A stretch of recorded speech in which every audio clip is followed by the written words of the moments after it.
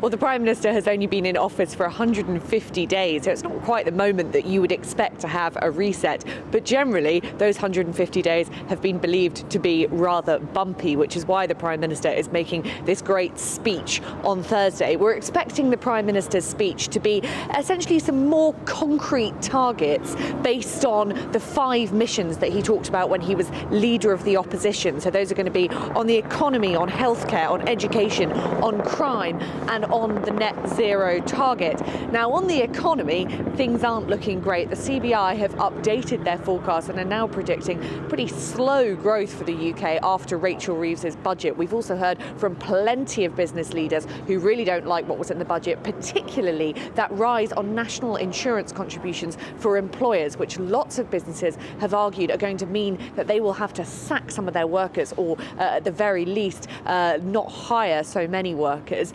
There is also a suggestion that one of the reasons that the Prime Minister is making this speech is to kind of reframe his targets for the economy. He has previously said that he wants the UK to be the highest growing economy in the G7. It now looks unlikely that that's going to happen, which is why many think the Prime Minister is now talking about making achievable goals, making real differences to people's everyday lives. It sounds as though that target for highest growth in the G7 is going to be sidelined a little bit.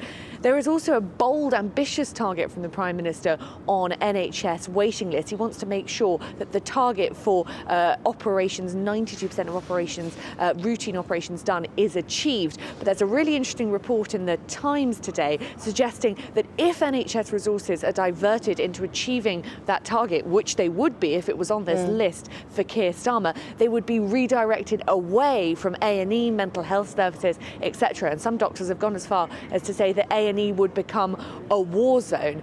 It's an interesting tactic from the Prime Minister, trying to sort of set his, just make it so that his success is judged off these specific 5 targets. It's actually very, very similar to what Rishi Sunak did at the beginning of 2023. He talked about 5 targets. He asked voters to judge him on those targets. He did manage to get interest rates down. He managed to get inflation down. But otherwise, it was generally seen by the public that he had failed on those 5 targets, which might be one of the reasons why he lost the election. Really, really interesting that Keir Starmer is doing something so similar just 150 days into his time in office. Is he going to live to regret it?